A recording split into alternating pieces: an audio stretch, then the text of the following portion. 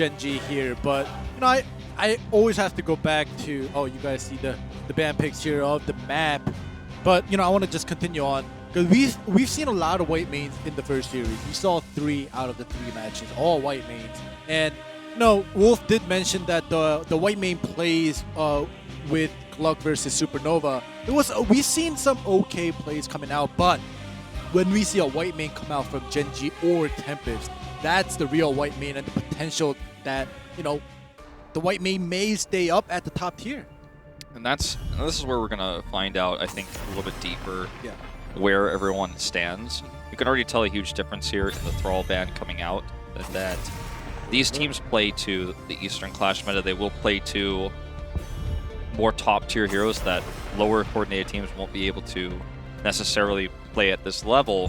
White main will draw a ban here from Gen.G, so not available for play now.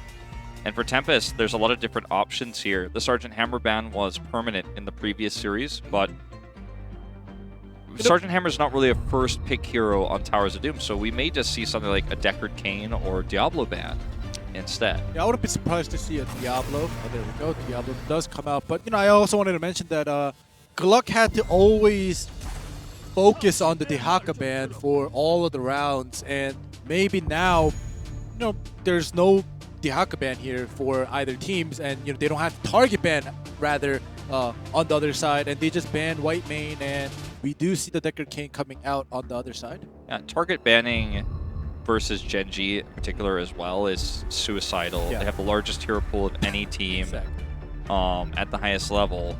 I mean, Rich will play Alarak. It's an incredible win rate on that. We will see Phoenix fill the gaps here. And Cyan will play his Anub'arak. You know, kind of self-proclaimed best Anub'arak in the world, but I think he is a force to be reckoned with on that hero. And it can really disrupt what Gen.G is trying to set up here with this Deckard Cain, because he has the ability to cocoon, he has the ability to dive deep, set up some extra CC for Phoenix. Rich's Raynor is a very, very, very scary thing to ever come up against, but they already have the Anub'arak. If they can find another way to lock him in, stun him, prevent his escapes, that might be the way that Tempest is able to crack this. Maybe a noob burrow charge with the Malfurion CC right after that, if that does connect together, because I also want to mention that Tempest has a 90% Malfurion win rate. You know, Malfurion was picked 10 times, they only lost once with Malfurion, won 9 times with it. So I don't know, maybe Tempest will grab that Malfurion since they do still have that support position open right now. It's definitely going to be the Malfurion, I think, and that's part of the reason why we see this Maiev ban. Maiev was the way they shut down Raynor earlier, Supernova, with the containment disc into Roots, for example. It could be very powerful against Deckard Cain. It doesn't have a traditional, cleanse, right? So with Deckard Cain in that position, that's a very terrifying combo. So I like the Maiev ban. We're going to see today's first Dehaka. Yeah. So Tempest is going to be playing around the macro aspects of Towers of Doom with this global pick. Yep, we do finally see Dehaka not in the ban pick list, but on the pick list on the side of Tempest, like you said. And we do see the Blaze coming out with the Li Ming. Definitely a expected composition coming in from the side of Gen.G here. Yep, very much combo oriented with Stay a While and Listen with Deckard Cain. There's a lot of heroes that really empower Li Ming in this meta. With white main being able to give her Scarlet Aegis, give Li Ming armor, so she could just fly in there, get resets. Like, there's so many. Li Ming becomes a carry mage instead of just a poke mage in this meta, in a lot of ways. So she's become more popular. Hanzo will be the final pick, and this is for hard engage more than anything else. It's going to help really deal with Raynor. Clear times for camps, boss in particular. That's a significant advantage you're going to have with Tempest here. But Gen.G doesn't have bad clear times either with Raynor. So I think it's a pretty even draft across the board.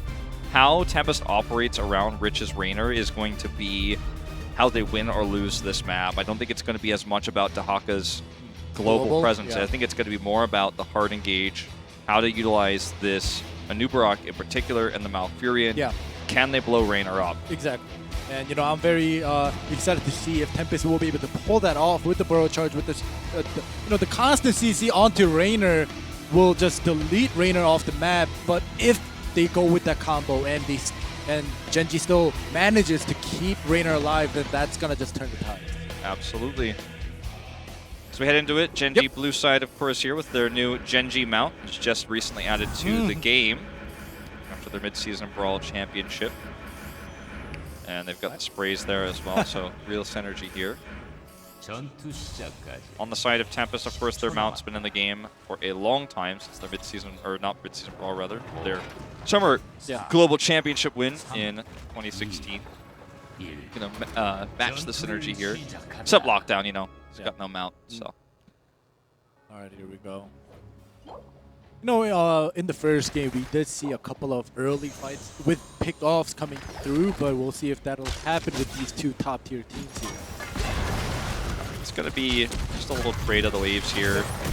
Gen.G needs to be careful about being this aggressive, even though they have the Deckard against the Anub'arak. Lockdown does get the Leeming combo, so we'll have to grab a Malfurion heal before he heads topwards. And the name of the game here for these two squads is going to be all about the 4-man rotations, who trades better. In terms of just actual, hold that thought, like this is going to be a pick on the Tist. Oh, if they can't hit him though, he's going to live. I can't believe they just didn't have another ability there. What I was going to say is that like in terms of sustained damage in lane, Tempest is not reliant on mana. They have Phoenix and they have Hanzo, whereas Li Ming is a little bit less so. Able to just freely damage forever. Yeah, but just now at bot, that pick, I thought it was going to come through. They landed the CC from Malfurion, they landed the Burrow Charge, you know, just a little bit more, but Deckard was able to heal him out. Yeah, I mean, I think it just didn't everything was on cooldown, so just nowhere other way to punish. Right now, evenly just mirroring the camps here. Yeah, right now, T-Sign is just threatening a Burrow Charge in, but it's pretty unreasonable at this point to commit. They're just going to be completely traded, as you say. And this is what, you know, you may not like it, but this is what peak Heroes of the Storm performance looks like. It's very passive. You know, both teams are respecting each other a lot, knowing what they're capable of. I mean, both these teams practically see the game in 1s and 0s at this point because of how long they've played it. They know what every hero's damage levels are and every risk of every movement. Oh, but they're going to commit to this one. This time around, double ZC coming in. Oh, finally gets that pick off here. Yeah, it's a trade, though, as Rich comes in for the flank, and he's got a lot more damage output here. Look at Kyocha as well. This could be easily a double if they hit good. Ooh. Oh, he does get the warp off, but there's the follow-up stun. Do they have enough damage? Wow. I don't think so. Oh, the counter comes in. Ooh, reset threading the needle there, but it's just not enough. So, positive trade here for Tempest, in fact. Definitely, you know, when it was a one-to-one trade, it looked okay, and, you know, they had a little bit of danger for the Phoenix on the side of Tempest, but they were able to counter that and get that pick off onto the Meridian as well. So, right, and Tempest, they definitely know how to utilize this small advantage that they had. Unfortunately for Gluck in the first series, they were unable to do that. Just going to be traded, these first two altars, but what Tempest has is the global factor, so they can leave Dahaka soaking while they poke and slow this down, and they've got Hanzo and Malfurion, so great poke to prevent the capture, and they can actually further their experience lead here. So Gen.G is either going to have to send someone top to equalize the experience, or they're going to have to dive in, and they will in fact just kind of let this go, send Blaze top. They've already lost a few minions, but you know, you've got to cut your losses at some point. Exactly, they're going to just send Blaze top, which means they may not commit, but see if Phoenix taking it in. Deckard cancels that. There we go. Another one. Nope. Okay, they do get this in. They just have the positional advantage. Dahaka rotating down, he commits his brush stock for this, but it's well worth the 4 shots, especially considering they're already ahead in experience. Exactly, and you know, you saw Gen.G send Blaze top, which meant they're not going to commit too much to that last altar that they were fighting for. Just a little bit, but this time Raynor. Yeah, he's caught. Not enough damage though. I'm going to try. Okay, ooh, that was a close call there for Dami. Does avoid the magic missiles there as well. Gets the big reveal here. But they're just going to take the trade rather than look for the invade anymore, with all the cooldowns already burnt. Yeah, you can notice how Gen.G and Tempest, they know when to go in and they know when to respect and just fall behind rather than just give up a player and get picked off here. And we've seen a lot of wrong calls being made in other series that's not at the top tier, even in Korean teams. And it's good to see that with these teams, in our heads we're thinking, oh, maybe you don't commit here, but this time around they're gonna commit once again. Okay, Rich, he's just got too much support. He's doing way too much damage. Good, just barely gets over the wall to prevent that Li Ming hit. And that's going to mean that there's no teleport to escape. Li Ming does go down. Dami over the wall. Not quite get hit by that scroll of ceiling. So it's another trade. Yeah. But Gen.G is starting to even up the experience a little bit here. Yeah, it looked very good when they got the pick onto Malfurion, but they committed a little too much and Li Ming ended up dying here and making it an even trade. So it's not, this is what happens when you commit, you get the pick, but usually the teams that get picked off, they back off and they just ended up with the loss. But this time around, Tempest comes back and pick off Li Ming to make it even as possible. And this is very good to see, and it's fun to see that these teams know what they're doing. Okay, well, this is going to be the fight committed to. Tiss knocked up here, very, very low, but it's going to be Rich who gets the first kill. That's another reset here for Reset.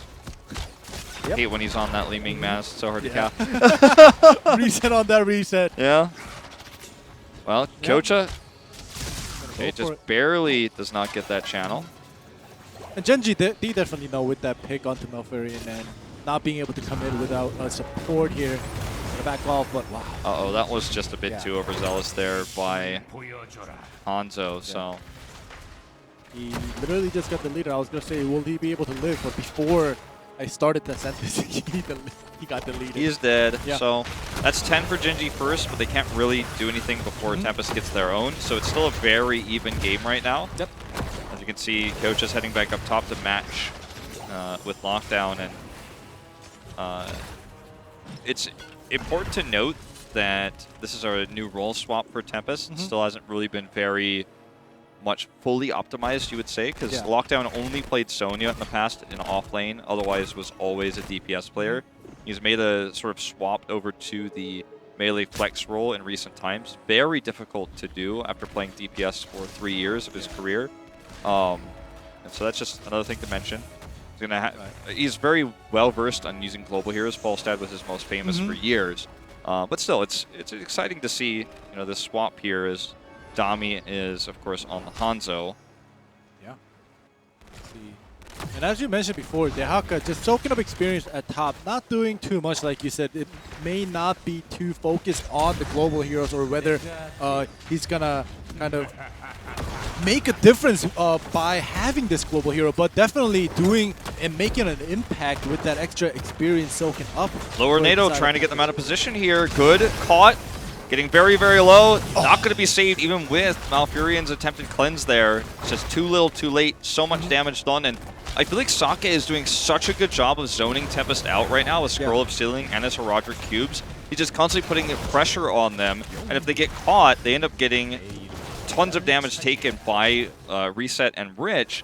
And if they're not caught, or if they have to avoid it, it gives positional advantage to Gen.G. And on this map, this is one of the maps you want to take Hyperion a lot of times. That's what Rich has done here. They can push bell towers down. And if this game continues to start to snowball in Gen.G's favor, Gen.G will get that bell tower control with the Hyperion. So that's very, very terrifying right now. If you're a Tempest fan, as Rich is respecting Sign.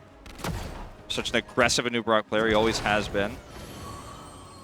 But as you mentioned, Decker's zoning capabilities with his skills is definitely something that you have to look out for, because you either get CC, like you said, and you get deleted, or you get pushed back, or you get split up. And there's so many possibilities that Decker can make and create opportunities for his teammates that if you, the best thing is just first to get out of there and not get CC to slow. Yeah.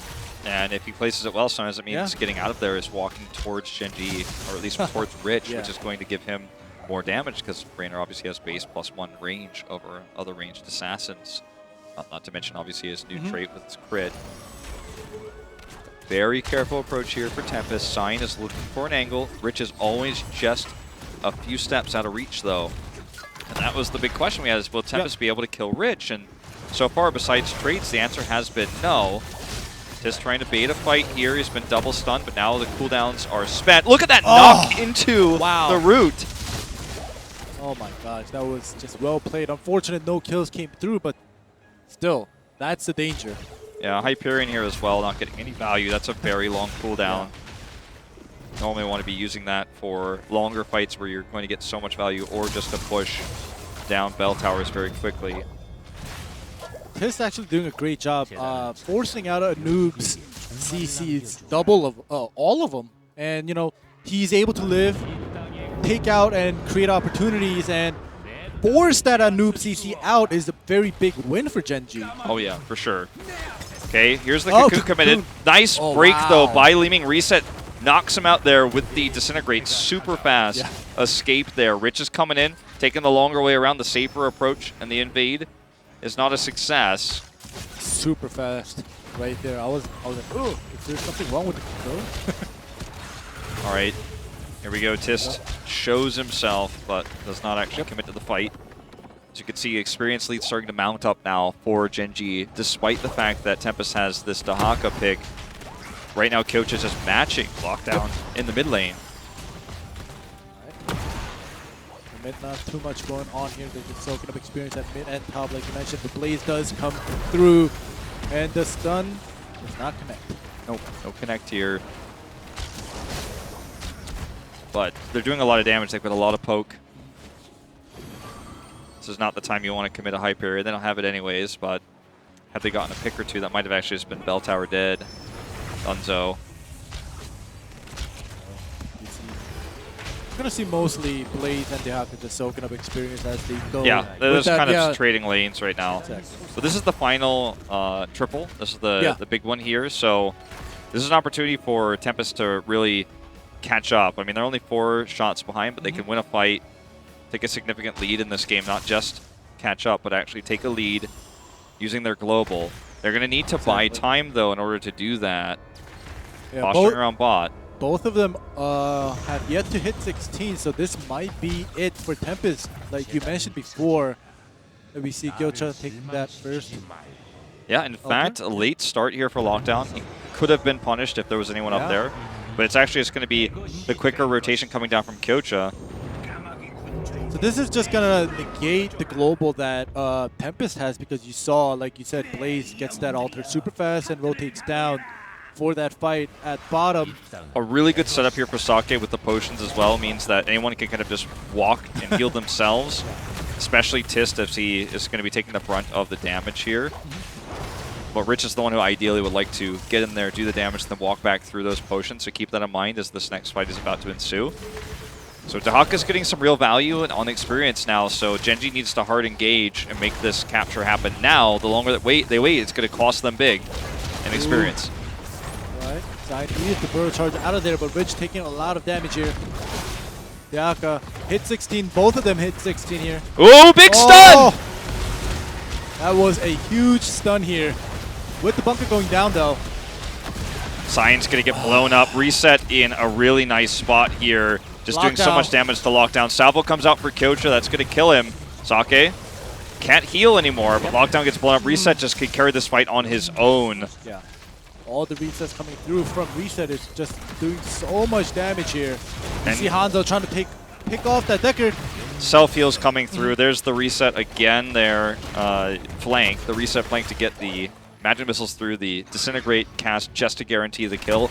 Li-Ming doesn't need a support when she's guaranteed to get Dominance stack. So for those who don't know, at level 4, she has a talent called Dominance, and when she gets a takedown, it means any involvement in a kill, which is technically what a takedown is, she gets additional health added to her pool. And then you start killing multiple people, you get resets on your cooldowns, and you get that health back. So she's not as reliant on Deckard Cain. So when Sake when he went low and was forced out of position, Reset knew that he could still stay alive and continue to get those kills. But now Tempest is 9 behind. It's not looking good. Slowly the gap is becoming larger and larger, and like we said, the Rainer staying alive for so long and unable to get picked off by the side of Tempest is not looking great, because, you know, one of the big thing is taking down Rich or taking down that Rainer, but they were unable to do that so far. Yeah. And I mean, now they're just going to try to escort these sappers in. Look at the zoning again from Sake. Tried to set it up with the Lornado to get a pick. Not going to happen. Tist is just blocking here to guarantee the shots coming through. Good time around. Salvo coming in. So much healing coming out from Sake, though. Tist will survive. Reset gets out of the cocoon. They cocooned him because he's the one who breaks cocoons. But still, all the shots coming through from those sappers. And now they've got the sustained healing coming out from Sake. He's just going to keep everybody up. Lockdown, brush talks in. Not even close to hitting a tongue grab here. The isolation is just going to buy some time. Oh, another coming in from Deckers. Gonna have to just. Tempest has to back up. Look at the health on this on this bell tower. Yeah. They did nothing to it. They were able to scratch it. Yeah. And Gen.G is in such a good spot to just take this double bell tower now. Or sorry, double altar. Excuse me. Double altar. Don't get too excited. Yeah. They are trying though, Tempest, but they're still behind 12 right now after that fight. Not looking great, but still not over yet. It's not over yet. It's never over till it's over. Ooh, Sign just barely misses that stun there. Yep. Skill charge does go in. The bunker is down. Okay, look at this. Root on to Sign. He's one of the main targets here. Is they're trying to get reset. They cannot. Rich flanks. He is cocooned, so that's a lot of damage removed. Tist in alone. In by himself. Root here onto the Phoenix, so he can't warp. Goods the target. Gets blown up right over the wall. Perfect job there by Reset. Oh my god. The route into knowing that was the one way he could escape because Rich had the other angle covered. That was so well done. He's dodging scatter arrows right now as well. And they turn this fight around. Yeah. 2 health left on the core for Tempest. Anything ends this game, even this invade. Yeah, they're just going to go in, the CC, the double. Game is over. Tommy does get picked here. The arrow attempt to delay the inevitable, but this is going to be 2 sappers walking into the core. Yep. At least Ahaka can pad his experience stats in the top lane. look at this. We see the sapper going in. 1 and 2. Hyperion as well, just for good